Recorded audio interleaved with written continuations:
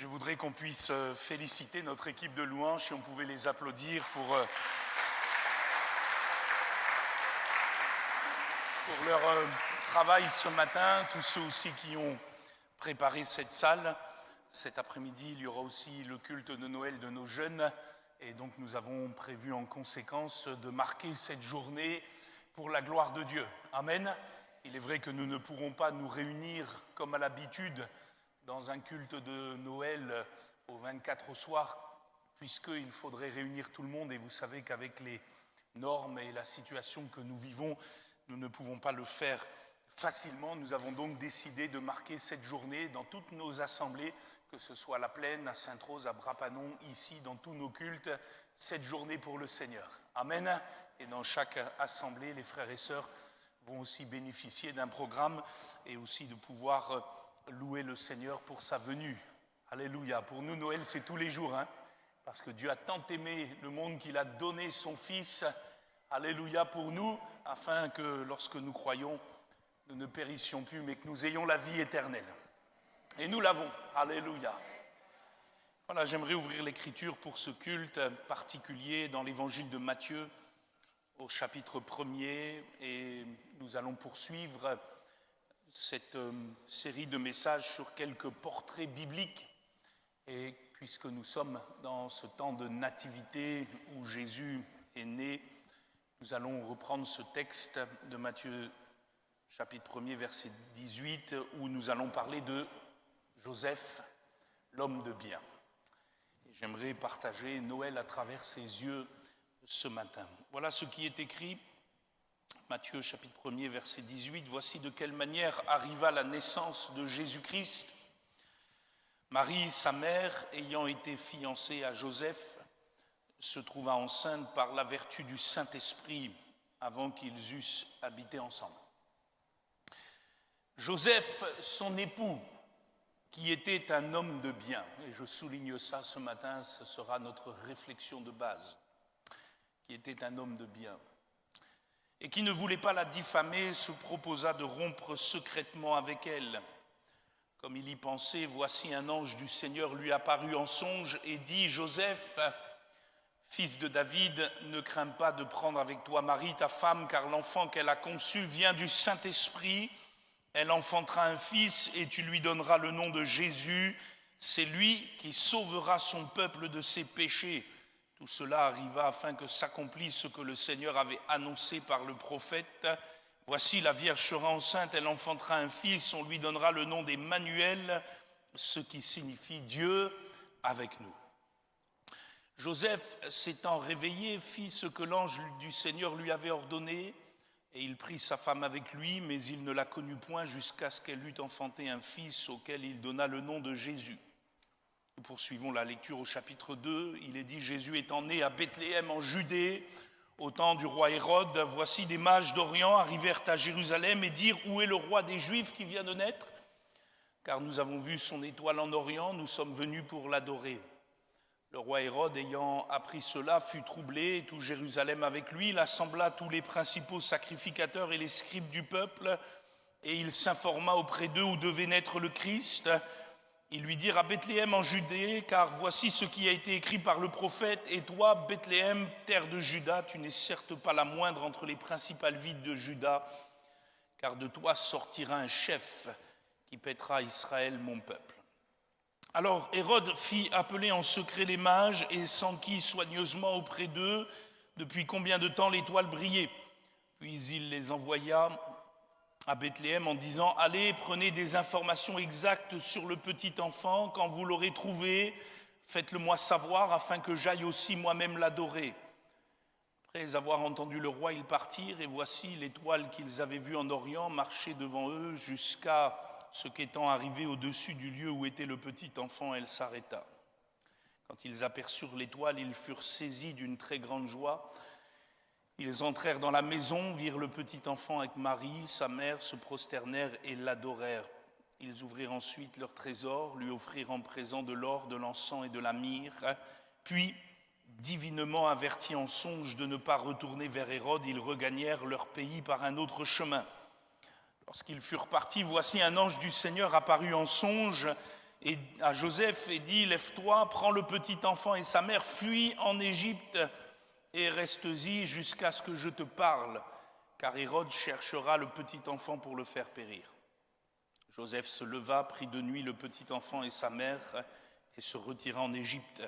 Il y resta jusqu'à la mort d'Hérode afin que s'accomplît ce que le Seigneur avait annoncé par le prophète « J'ai appelé mon fils hors d'Égypte ».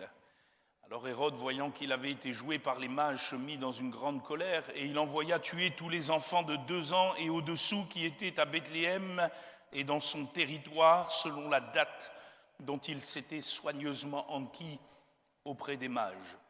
Alors s'accomplit ce qui avait été annoncé par Jérémie le prophète. On a entendu des cris à Rama, des pleurs et de grandes lamentations. Rachel pleure ses enfants et n'a pas voulu être consolée parce qu'ils ne sont plus. Quand Hérode fut mort, voici un ange du Seigneur apparut en songe à Joseph en Égypte et dit « Lève-toi, prends le petit enfant et sa mère et va dans le pays d'Israël, car ceux qui en voulaient à la vie du petit enfant sont morts. » Joseph se leva, prit le petit enfant et sa mère et alla dans le pays d'Israël. Mais, ayant appris qu'Archéléus régnait sur la Judée à la place d'Hérode son père, il craignit de s'y rendre et divinement averti en songe, il se retira dans le territoire de la Galilée et vint demeurer dans une ville appelée Nazareth, afin que s'accomplisse ce qui avait été annoncé par les prophètes. Il sera appelé Nazaréen. Amen. Et vous remarquerez dans l'évangile de Matthieu au chapitre 1er, au chapitre 2, que le héros, si je peux m'exprimer ainsi, c'est Joseph. C'est Joseph qui est mentionné dans ces textes en premier. Il va jouer un grand rôle dans ce temps de la naissance de Jésus. Et si Matthieu le présente en premier, c'est parce que c'est de Joseph que Jésus va tirer sa lignée davidique. Quand vous lisez la généalogie qui précède le texte que nous avons lu au chapitre 1er, à partir du verset 1er, vous allez vous apercevoir de ce fait. Et c'est normal parce que l'évangile de Matthieu, à l'origine, a été écrit pour partager la messianité de Jésus aux Juifs du 1er siècle et de leur montrer que Jésus est bel et bien le sauveur que les prophètes avaient annoncé. Quoi qu'il en soit, Joseph, je l'appelle le personnage silencieux de Noël. Vous remarquerez qu'il n'ouvre pas la bouche, il ne dit rien. Il écoute et il fait ce que Dieu lui demande. Et c'est quand même notable parce que Dieu va lui parler plusieurs fois par l'intermédiaire d'un ange, à travers des songes. Et à chaque fois, Joseph écoute et obéit. Et il fait ce que le Seigneur lui demande. C'est donc un modèle de foi, c'est un modèle d'obéissance. C'est un modèle aussi pour l'onction que nous recherchons, puisque Joseph a été attentif à l'Esprit de Dieu. Et Matthieu va donc le décrire comme un homme de bien. C'est ce qui est dit, ce que nous avons souligné. Joseph, un homme de bien, un homme juste, un homme intègre, un homme droit, un homme de Dieu. Et je crois, frères et sœurs, qu'il n'est pas choisi au hasard par le Seigneur. Il incarne dans ses faits et gestes tout l'amour de Dieu. Et c'est ce que je vais vous présenter dans un instant à travers l'histoire de Jésus, de sa naissance, sous son regard à lui, à Joseph. Dire simplement déjà encore en introduction que finalement, Dieu le Père a trouvé en Joseph un substitut de qualité, si je peux m'exprimer ainsi, pour orienter, éduquer Jésus dans son incarnation. Parce que Joseph va devenir le père adoptif finalement de Jésus durant toute son enfance. Et les foules le reconnaissaient en disant « N'est-ce pas là le fils de Joseph? N'est-ce pas là le fils du charpentier ?» Et vous savez que Joseph était charpentier et qu'il a aussi amené Jésus dans cette orientation, puisque Jésus lui-même, dans Marc 6, verset 3, est appelé aussi le charpentier. Et on s'aperçoit alors qu'il y a eu une relation particulière, certes qui n'est pas décrite en détail dans les évangiles, entre Joseph et Jésus. Et Jésus a appris bien des choses aussi à travers Joseph. Et dans Luc chapitre 2, verset 51, lorsque Jésus est amené au temple pour la première fois à l'âge de 12 ans, et vous vous souvenez qu'il va y avoir toute une histoire et un épisode particulier puisque Joseph et Marie vont redescendre avec la foule de Galilée pensant que Jésus était parmi les enfants du coin, et alors que Jésus était resté au temple, et lorsqu'ils vont le retrouver quelques jours plus tard dans le temple, et que Jésus va leur dire « Ne savez-vous pas qu'il fallait que je m'occupe des affaires de mon Père ?» Néanmoins, il est écrit qu'en redescendant, Jésus était soumis à Joseph et à Marie. Et ça nous montre là aussi, finalement, le cadre dans lequel Joseph et Marie ont éduqué Jésus dans son incarnation, puisque si Jésus était 100% Dieu, il était aussi 100% homme, comme vous et moi, et il a eu besoin d'une maman, il a eu besoin d'un père pour l'orienter, et voilà que Dieu a donné Marie et Joseph. Alors, Joseph, que nous apprend-il finalement de l'amour de Dieu? Et je voudrais vous laisser pour ce culte de Noël et peut-être pour vos réflexions durant cette semaine, 4 points sur l'amour de Dieu dans la vie de Joseph. Premièrement, tu peux l'afficher, c'est l'amour miséricordieux. Regardez avec moi le verset 18 de notre passage, chapitre 1er. Voici comment arriva la naissance de Jésus-Christ. Nous l'avons lu, Marie, sa mère, étant fiancée à Joseph, se trouva enceinte par l'action ou la vertu du Saint-Esprit avant qu'ils eussent habité ensemble. Et nous avons le détail, nous savons que Marie est enceinte par la vertu du Saint-Esprit. Enfin, Joseph, lui, ne le sait pas tant que l'ange ne lui a pas parlé. Et il est quand même dans un choc profond, il faut le voir comme ça, lorsqu'il apprend que sa fiancée, qui est déjà légalement son épouse, puisque du temps des Juifs, on contractait d'abord un mariage entre les pères des familles qui scellaient déjà l'union, mais il y avait un temps de latence avant que les deux fiancés vivent ensemble, et ils sont dans ce temps-là. Et voilà qu'il apprend que sa jeune épouse, jeune fiancée, celle qui va venir habiter avec lui, qui est déjà légalement son épouse, est enceinte, et c'est un choc. Parce que Joseph est un homme de bien, il connaît la valeur du mariage, il connaît la valeur des relations conjugales. Or, je sais qu'aujourd'hui, dans notre siècle, c'est plus trop un problème de vivre ensemble avant le mariage, et encore moins d'avoir des enfants hors mariage, mais du temps biblique et devant Dieu, ça reste toujours un problème. Et pour Joseph, c'est un problème parce que lui, c'est un homme de bien, il s'est conservé pur, il a respecté les lois du Seigneur, donc cet enfant ne vient pas de lui. Et voilà que Marie lui annonce qu'elle est enceinte. Et vous savez qu'il n'y a que dans les chansons de Jean-Jacques Goldman qu'on fait des bébés tout seul. Lui, il ne sait pas que c'est vraiment l'action du Saint-Esprit. Il pense peut-être, vous vous souvenez que Marie, lorsqu'elle a eu la visite de l'ange, elle est partie très rapidement chez Élisabeth, dans les montagnes de Judée, chez sa cousine, pour se cacher. Et peut-être pense-t-il que dans ces moments-là, malheureusement, Marie a chuté. Quoi qu'il en soit, je pense que c'est un choc pour lui. C'est un tel choc qu'il va falloir qu'un ange vienne le visiter. Et s'il est dit au verset 19 que Joseph voulait rompre son engagement en secret, ça montre aussi néanmoins tout l'amour que Joseph possédait dans son cœur. Parce que légalement, selon la loi de Moïse, en vigueur à l'époque, la femme adultère ou l'homme adultère, de toute façon celui qui était surpris en adultère pouvait carrément lapider. Vous vous souvenez qu'il y a eu un épisode dans l'évangile de Jean où les pharisiens ont amené une femme surprise en flagrant délit d'adultère devant le Seigneur pour la lapider, et puis il y a eu toute une affaire dans laquelle le Seigneur s'est montré néanmoins miséricordieux, plein de grâce, et a défendu cette femme pour la libérer et certainement la rendre pure. Quoi qu'il en soit, Joseph, lui, se propose de rompre secrètement, et ça c'est beau.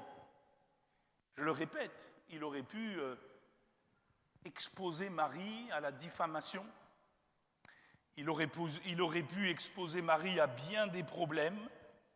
Il aurait pu exposer Marie et sa famille à bien des difficultés. Mais voilà que par amour, malgré qu'il ne sait pas encore que c'est véritablement l'action de Dieu, par amour, il préfère rompre secrètement.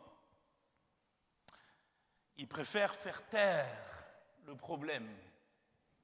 Non pas le cacher, parce que sinon il aurait couvert les choses. Non, mais comprenez bien, ne pas en faire des éclaboussures, pas en faire des choses qui pourraient porter atteinte à Marie. Parce que si Marie est exposée, elle ne pourra pas vivre une vie normale demain.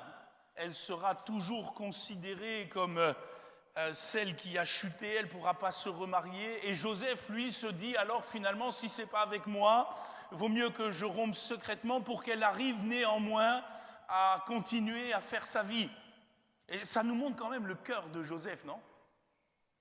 Je connais bon nombre d'hommes à sa place qui auraient agi différemment. Il préfère, lui, rompre secrètement l'engagement et quelque part prendre sur lui. Parce qu'à la fin, vous savez bien comment les hommes sont. Quand ils vont la prendre, c'est lui qui va être raillé, moqué. Ah, c'est Joseph le trompé. Enfin, il y a d'autres mots pour dire ça aujourd'hui. Et ça, voyez-vous, cette qualité du cœur de Joseph, c'est la qualité de l'amour de Dieu. Parce que la Bible nous dit que Dieu, dans son amour, il garde le silence sur nos fautes. Amen. Dieu, dans son amour, garde le silence sur nos fautes. Cela signifie que le Seigneur n'en fait pas étalage. Non pas qu'il les minimise, parce que sinon il n'y aurait pas eu la croix. Non pas qu'il dise que ce n'est pas grave, sinon Jésus ne serait pas mort comme il est mort pour nous. Mais il n'en fait pas un étalage. Il n'appelle pas le ciel entier pour dire « Ah, regardez un tel comme il a chuté » et puis de partir à lancer toutes sortes de rumeurs, de ragots, de plaisanteries douteuses. Je remarque que si dans le ciel il y a une grande fête quand le pécheur se repent, alléluia, quand le pécheur chute, Dieu se tait.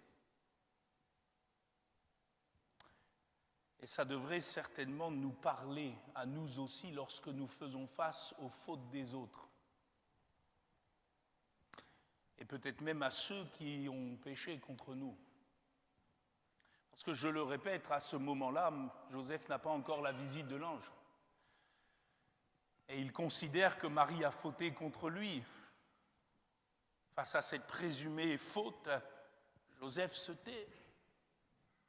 Parce que la Bible dit que l'amour couvre une multitude de fautes.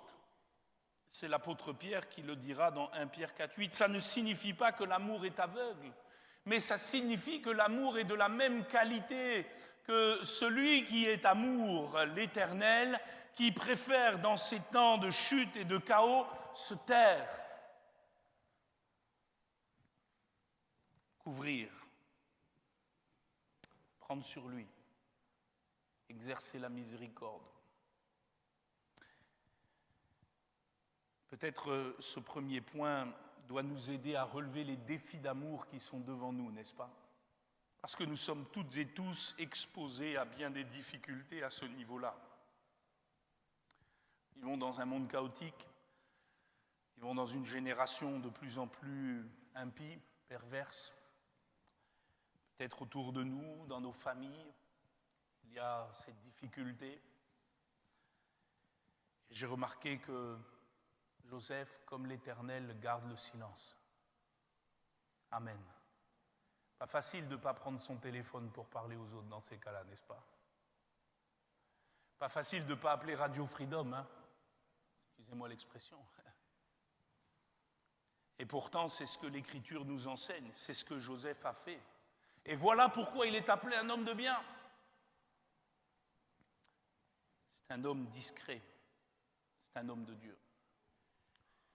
Deuxièmement, dans les versets 20 et 21 de ce premier chapitre, Joseph va exercer ce que j'appelle, tu peux l'afficher, l'amour adoptif de Dieu. Voilà que maintenant l'ange lui parle dans un songe. Je pense que Joseph pousse un grand ouf de soulagement. Parce qu'il aime Marie. Et voilà que l'ange lui demande de prendre maintenant Marie sous son toit, finalement d'entrer dans la dernière étape du mariage juif au 1er siècle, après avoir contracté officiellement ce mariage, d'avoir patienté les termes légaux, de pouvoir la prendre officiellement dans sa maison et donc d'avoir des relations avec elle. Et néanmoins, il est dit que c'est lui qui va endosser la responsabilité de donner un nom à Jésus. Vous avez remarqué, regardez le verset 21, et l'ange lui dit, elle enfantera un fils, et tu lui donneras le nom de Jésus. Il y a des papas dans la salle là? Levez la main les papas. Vous avez assisté à la naissance de vos enfants à la maternité? Un moment extraordinaire, n'est-ce pas? Pour avoir assisté aux trois miens, même si pour Maxime, il a fallu que je roule sur la route parce que j'étais dans une autre assemblée à plus de 100 km lorsque il a fallu rentrer sur Reims pour l'accouchement. Il n'empêche que c'est un temps particulier pour les papas. Bon, pour les mamans, c'est un temps merveilleux, hein, j'en doute pas. Mais pour les papas, c'est un temps particulier, surtout quand la sage-femme, quand elle a fini de prendre l'enfant et faire ce qu'elle a à faire, elle est en train de remplir les papiers. Puis elle vous regarde, elle fait, vous reconnaissez l'enfant? Oui, oui, oui, vous voyez la tête de Samuel, de toute façon, il peut... Oui, oui, oui. Et vous lui... Quel nom? Quel nom? Et vous savez, donner un nom, c'est un processus d'identification qui est extraordinaire. Alors je sais que dans le temps, les papas, ils devaient aller foncer à la mairie pour donner le prénom, hein, et il y a eu quelques bugs à ce niveau-là parfois. Hein. À La Réunion, j'ai entendu quelques histoires un peu particulières. Quoi qu'il en soit, c'est Joseph. C'est Joseph qui va prendre cette responsabilité de donner à l'enfant le nom de Jésus. Et c'est comme si Dieu lui confiait la garde. Pourtant, c'est le Fils de Dieu. Mais c'est comme si Dieu confie à Joseph d'être le représentant légal et officiel de Jésus sur la terre. Et donc, pas seulement de l'identifier, mais de faire tout ce qu'il y a derrière comme un père. Nourrir Jésus, vêtir Jésus, élever Jésus, lui apprendre un métier, communiquer son savoir et surtout, selon ce que la loi de Moïse préconisait, le présenter à l'Éternel au 8e jour et l'orienter dans les voies de Dieu. Et on voit ici, finalement, dans le cœur de Joseph, l'amour adoptif de Dieu. Parce que Joseph va faire avec Jésus ce que Dieu a fait exactement avec nous. La Bible nous dit dans Éphésiens 1, versets 4 à 6, en Jésus, Dieu nous a élus avant la fondation du monde pour que nous soyons saints et irrépréhensibles devant lui, nous ayant prédestinés dans son amour à être ses enfants d'adoption par Jésus-Christ, selon le bon plaisir de sa volonté, à la louange de la gloire de sa grâce qu'il nous a accordée en son bien-aimé. Amen. Paul ajoutera dans Galates 4, versets 3 à 7, nous aussi, de la même manière, lorsque nous étions enfants, nous étions sous l'esclavage des rudiments du monde, mais lorsque les temps ont été accomplis, Dieu a envoyé son Fils, né d'une femme, né sous la loi, afin qu'il rachetât ceux qui étaient sous la loi, afin que nous reçussions l'adoption. Et parce que vous êtes fils, Dieu a envoyé dans nos cœurs l'esprit de son Fils, lequel crie « Abba ».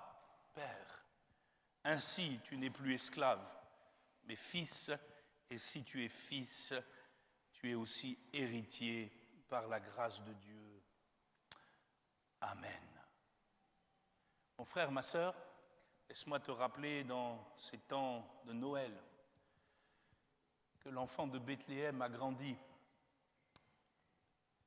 qu'il a servi Dieu, son Père, qu'il a fait toute la volonté de Dieu sur la terre et qu'il est allé au bois du Calvaire, au mont Golgotha, portant ton péché, ton iniquité, tes souillures, alors que tu étais enfant de colère, ennemi de Dieu, et que par la croix, sur la base de l'œuvre parfaite de Jésus, Dieu ton Père dans le ciel t'a adopté.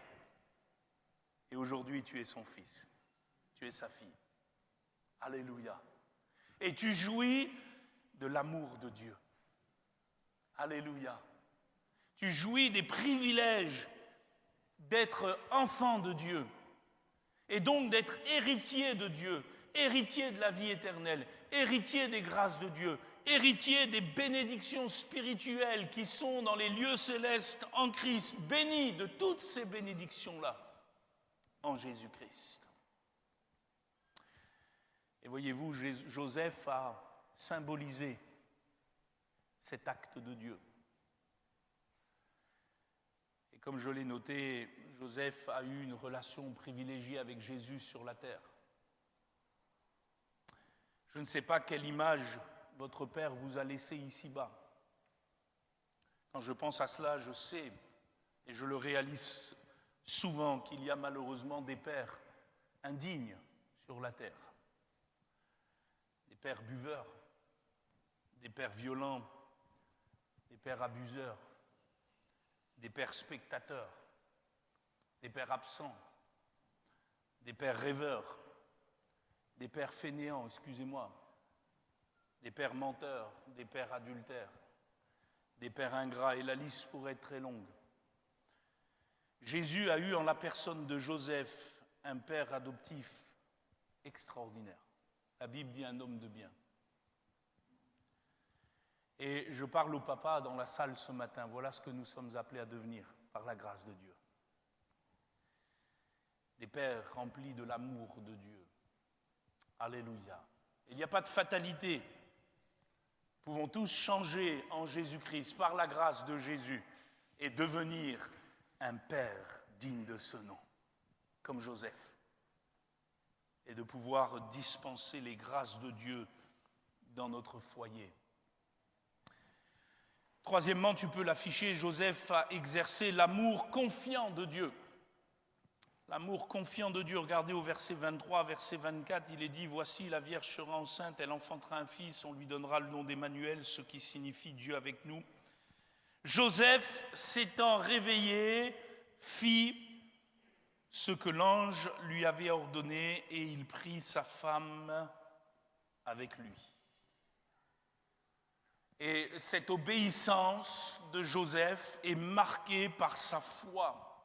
Pourquoi sa foi? Parce que, comme je le disais tout à l'heure, Joseph ne questionne pas Dieu, ne cherche pas des explications, il ne cherche pas à discuter avec Dieu, à savoir le pourquoi du comment. Dieu lui demande de prendre cet enfant et de prendre Marie et maintenant de s'occuper de ce foyer. Et voilà que dans une confiance totale dans l'amour de Dieu, Joseph se lève et fait ce que le Seigneur lui demande. Voilà pourquoi il est aussi un homme de bien. Il croit tout, il supporte tout. Il sait que cela sera compliqué. Cet enfant n'est pas n'importe quel enfant. C'est le Fils de Dieu dans le Fils de l'homme. Et il manifeste néanmoins, Joseph, cette pleine soumission à Dieu dans l'amour confiant. L'apôtre Paul pouvait dire que l'amour croit tout, il supporte tout.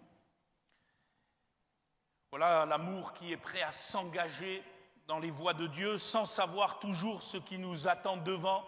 Joseph ne savait absolument pas tout ce qu'il y allait avoir devant. D'ailleurs, on peut même dire que tout a été bousculé dans ses plans. Lui, il avait légalement contracté par certainement son père ce mariage. Quelques mois après, sa dulcinée devait arriver dans le foyer. Il avait peut-être prévu déjà de sécuriser les choses, bâtir une petite case bien faite, et peut-être après de prévoir les enfants. Il avait essayé de faire certainement son plan, comme vous et moi, et voilà que Dieu a tout chamboulé et lui a confié son fils. Et je remarque que dans cette grande instabilité, dans ce grand bouleversement, Joseph, dans une confiance à l'Éternel, va faire ce que Dieu lui demande.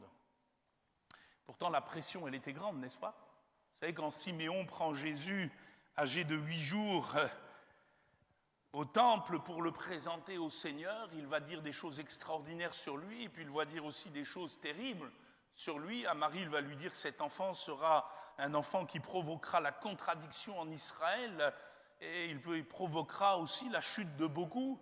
Et voilà que néanmoins, il est écrit que ses parents, Luc 2, 33, étaient dans l'admiration de ce qu'on disait de lui. Et moi, je me suis toujours demandé comment Joseph a vécu ce moment de présentation.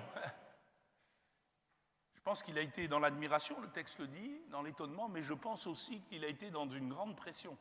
Vous imaginez si Dieu vous confie son fils? Excusez-moi, hein, vous n'avez pas intérêt à vous rater. Hein.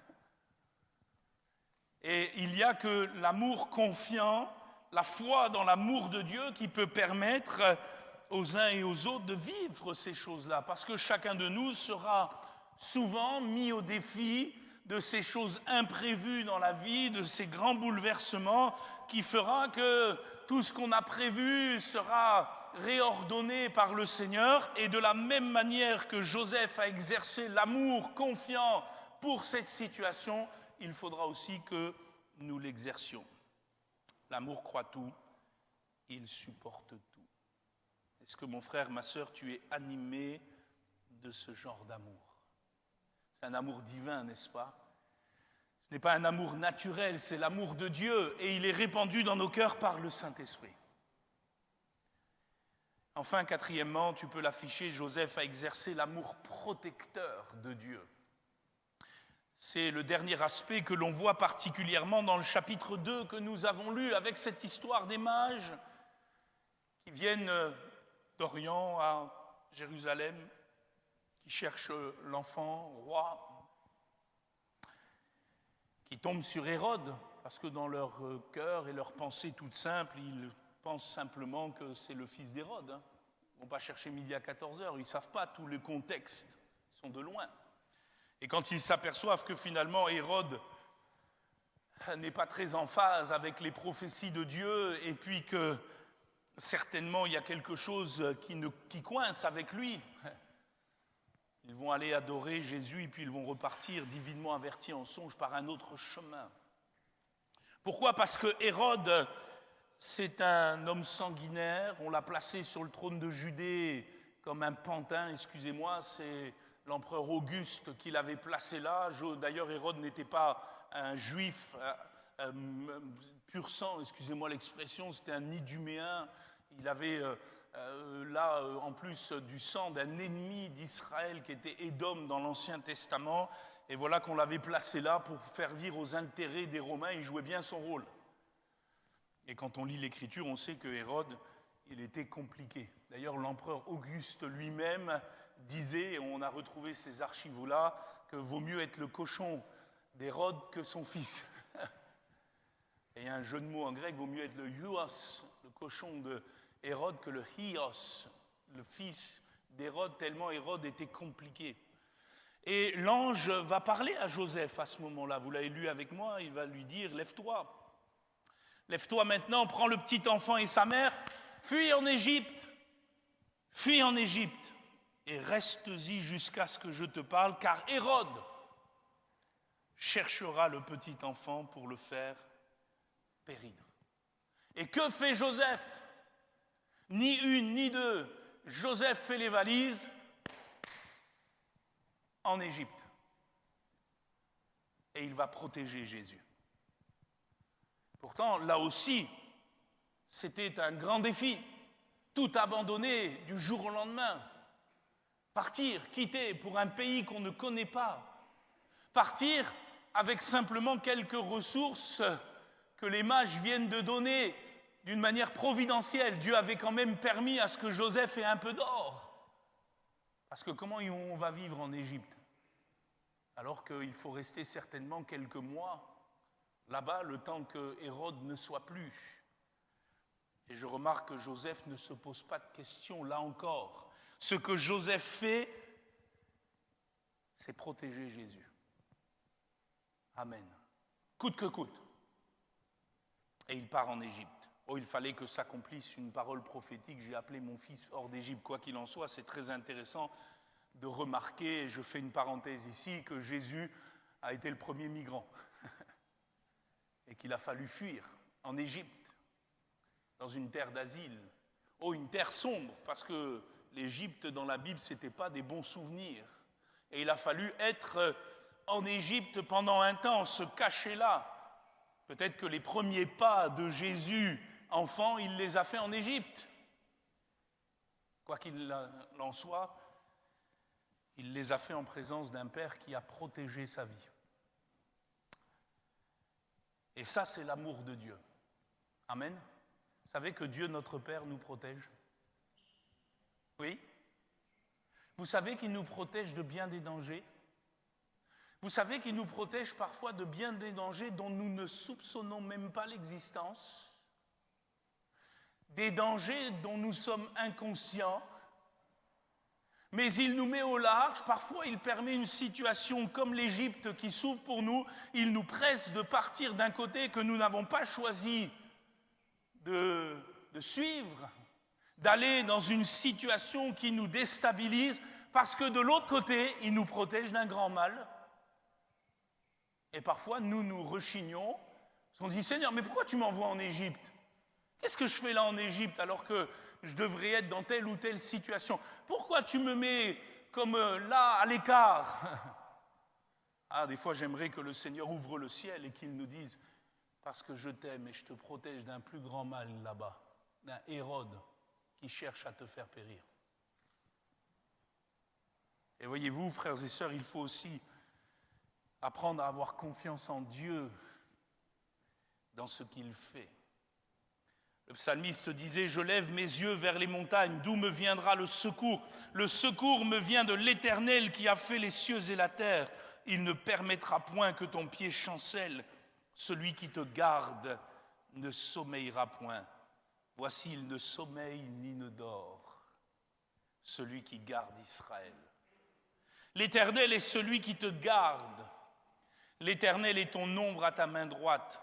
Pendant le jour, le soleil ne te frappera point, ni la lune pendant la nuit. L'Éternel te gardera de tout mal.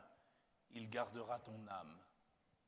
L'Éternel gardera ton départ et ton arrivée dès maintenant et à jamais. Amen. Il ne sommeille ni ne dort. Alors je te dirai, mon frère, ma sœur, dors. Puisque Dieu ne dort pas. Dors. Même s'il te faut dormir en Égypte, pour un temps, dors. Il te garde. Et je remarque que lorsque Joseph est revenu, encore une fois, sous l'impulsion d'un ange à travers un songe, alors qu'il veut retourner à Bethléem, il est de Judée, peut-être se dit-il qu'il faut que le Messie reste à Bethléem. Quoi qu'il en soit, il réfléchit. Parce que l'amour n'est pas non plus aveugle, c'est un amour de réflexion. Il réfléchit. Le texte nous dit qu'il apprend que c'est Archaléus, le fils d'Hérode, un des 3 fils d'Hérode, qui règne sur la Judée maintenant. À la mort de son père, on a divisé le royaume d'Hérode en 3 et on a donné la Judée à Archaléus. Archaléus, premier fils d'Hérode, c'était le pire. Là, on dit souvent tel père, tel fils. Et lui, c'était vraiment comme ça. Malheureusement, il était pire que son père. Et quand il apprend cela, que fait Joseph? Il réfléchit et encore une fois, divinement averti en songe, il va à Nazareth. Il va protéger Jésus dans un endroit caché, secret. Vous savez, les historiens disent que Nazareth, c'était pas plus grand qu'un terrain de football à l'époque. Petit village de Galilée. Et là, il sera appelé Nazaréen. Et c'est pour cela qu'on dit Jésus-Christ de Nazareth. Et voyez-vous comment Joseph a protégé Jésus par cet amour bienveillant. Celui que nous sommes appelés à exercer dans la foi les uns les autres, dans nos situations, vis-à-vis de nos enfants, vis-à-vis aussi de l'Église. Amen. Moi je le dis, il faut protéger l'Église. Alléluia. Qu'elle soit gardée des attaques du malin. C'est le Seigneur qui la garde, certains. On n'est pas obligé non plus d'ouvrir la porte au diable, hein, et de rester les uns les autres sur notre garde et de pouvoir protéger l'œuvre de Dieu. Joseph, c'est le personnage silencieux de Noël. Il ne dit pas grand-chose, mais il agit beaucoup. Et il fait surtout ce que Dieu lui demande. C'est un homme obéissant. Voilà pourquoi c'est un homme de bien. Et si tu veux être, mon frère, ma sœur, appelé un homme de bien, une femme de bien, un homme de Dieu, une femme de Dieu, peut-être faut-il moins parler et plus agir. Et faire ce que le Seigneur demande, dans la foi et dans l'amour. Je termine, Joseph a été aussi un homme de l'esprit, parce que si vous avez bien remarqué le texte, par 4 fois, il va avoir un songe. Il est attentif à Dieu. Et frères et sœurs, nous sommes aussi appelés à l'être. Et peut-être que pour ce Noël 2020, alors que la situation de cette année a été tumultueuse, difficile, chaotique, menaçante, et qu'elle l'est encore, peut-être nous, chrétiens, devons-nous nous réfugier dans l'amour de Dieu, dans l'amour miséricordieux de Dieu, dans l'amour adoptif de Dieu, dans l'amour compatissant, confiant de Dieu et dans l'amour protecteur du Seigneur, et que nous puissions les uns les autres être appelés des hommes de bien dans cette génération. Amen. Les musiciens vont revenir avec les choristes. J'aimerais qu'ils rechantent ce chant qu'ils ont préparé, « Plonge-moi dans ta rivière d'amour ». Et nous allons prier le Seigneur, l'entonner ensuite ensemble, avant de vous laisser quelques annonces après et l'action de grâce avec les requêtes de prière. Merci pour ta parole, Seigneur. Merci pour ta bénédiction, merci pour ton amour, merci pour la foi que tu nous donnes. Merci Seigneur parce que tu es fidèle et bon. Seigneur, nous réalisons la vie de Joseph et comment tu l'as choisi, utilisé dans l'incarnation de ton Fils, Père. Nous sommes subjugués par la qualité de cet homme, la qualité du cœur de cet homme, la qualité de sa foi, la qualité de son amour, la qualité de sa vie. Seigneur, et nous voulons, nous aussi, comme lui, dépendre de toi. Dans ces temps, ces moments, nous avons besoin que tu répandes ton amour dans nos cœurs par le Saint-Esprit. Nous avons besoin de cet amour profond, glorieux, saint, puissant, cet amour divin. Plonge-nous dans cette rivière d'amour, Seigneur.